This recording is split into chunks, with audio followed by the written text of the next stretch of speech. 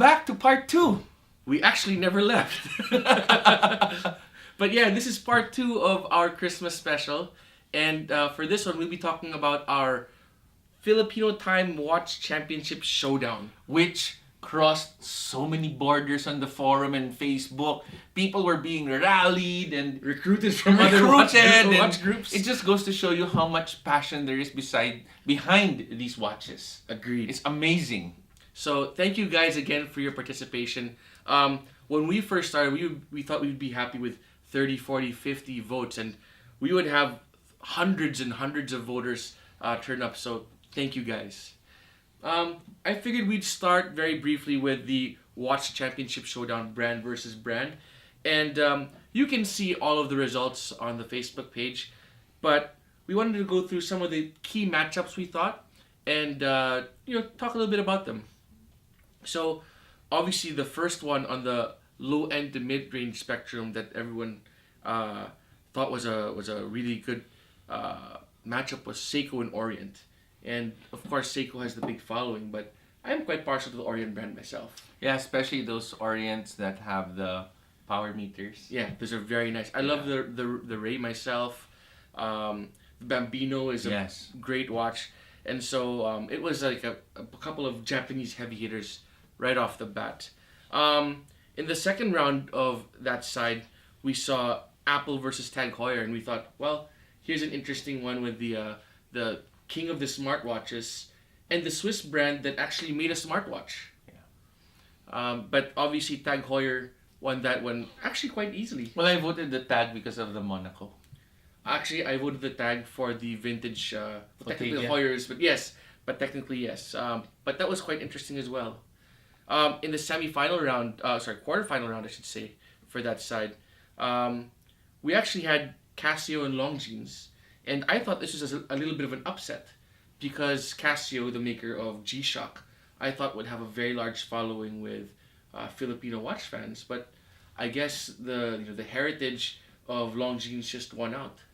Or maybe because because it was Casio in general instead of just saying G-Shock. I'm a G-Shock lover, sorry, so I am too. Yeah, so I voted for Casio. I did too, but I guess we're in the minority in this one. So, well, the people have spoken, and we give the people what they want. And in the semifinal round, Seiko versus Longines, that was a landslide. I think every single matchup for Seiko in that bracket was a landslide for Seiko. Too many models from Seiko to love. Too many. Agreed. On the other end, the mid-range to high-end spectrum, the first one, again, was a very interesting one. It was Rolex versus Grand Seiko. And that was an immediate clash of the titans. Well, again, Rolex had won that one, but it was a lot closer than I thought it would be, given that I didn't think that many people would acknowledge Grand Seiko as a real contender. Well, they just opened their showroom recently. In SM Aura, that's right. Yeah, so I guess, they feel that maybe the market's ready. I think it is. And I think by the vote count, I think they proved that the market is ready for a super high-end Seiko. Another one there on the first round actually was Tudor versus Omega. That was another really good matchup in the first round, which Omega won by a decent margin. I thought it would be a little bit closer, but Omega definitely took that one. In the second round of that bracket, another very interesting matchup actually was Rolex versus Patek Philippe. And I know there were a lot of comments saying that maybe that was the real final, but I mean, it's hard to choose between the two. Yeah. I think we were talking about earlier off camera that in many of these matchups, I think we had an honestly difficult time picking one over the other. Moving forward, Rolex versus AP was pretty much a landslide, although there were a lot of AP lovers. And then another big showdown was Rolex versus Omega, and that one was closer than I thought it would be.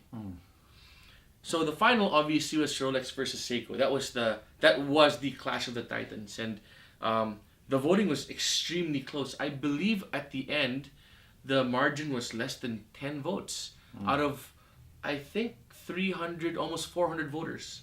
I think there was one part there that was really difficult for me, which was choosing between IWC and Panerai. Mm, And I abstained. Because I didn't know what to do. So you were the guys who put like instead of the heart? Or the No, love? I didn't do anything. Okay. I commented. Okay. I don't know what to do. And you know, for a lot of the fans, apparently there was a lot of that. What should I choose? Yes. And which one should I vote for? And like you said earlier, it really shows the passion that Filipinos have for watches. And so, congratulations to Rolex. But I think Seiko really proved it's a force to be reckoned with, not just with Seiko in general, but the Grand Seiko brand as well. Yes. Moving forward, we currently have another It's bracket. ongoing. It's ongoing right now, and I believe we're in our semi-final round, specific for Rolexes. So it's the Rolex Model Showdown, and the one that hurt me very much was the Daytona losing to the Submariner. And I get it, the Submariner, I suppose, is see. I guess it's the iconic Rolex, but of course my heart will always bleed for the Daytona. Another interesting one actually was the Datejust beating out not just the Day-Date, but beating out the Oyster Perpetual. And so of course all three are somewhat in the same Yes. family, right? But I had assumed the Day-Date, which includes the President's Watch, Yes. would take that relatively easy, but I guess the standard Datejust still has a special place in Filipino fans' hearts. Mm. And right now you can vote. It's the semi-final round. It's Submariner versus Datejust, GMT Master 2 versus Explorer 2, which should be very interesting. I think the one that's currently ongoing is Submariner versus Datejust. And right now, out of 141 respondents, I'll give you guys a quick update on the actual voting. It looks like the Submariner is winning by an absolute landslide of 123 votes to 32. So I think it's going to be very obvious that your watch of choice is going to the final. Congratulations, Mr. Borromeo.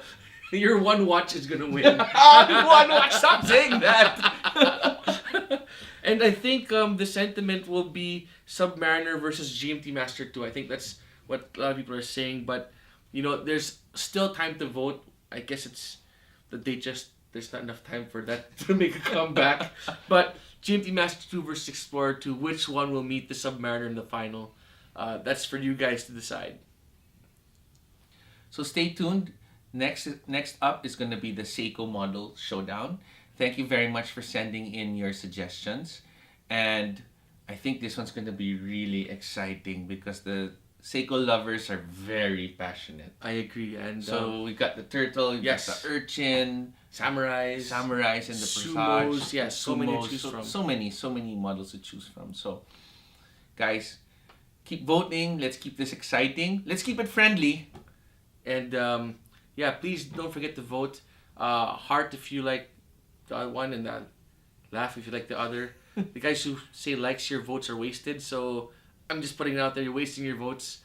And But don't forget to like our page Yes. and our videos. please. And don't forget to follow us and subscribe if you enjoy our videos. And if you don't, drop us a line. Let us know what you think should be on the show. Your comments, suggestions, and just no violent reactions, please.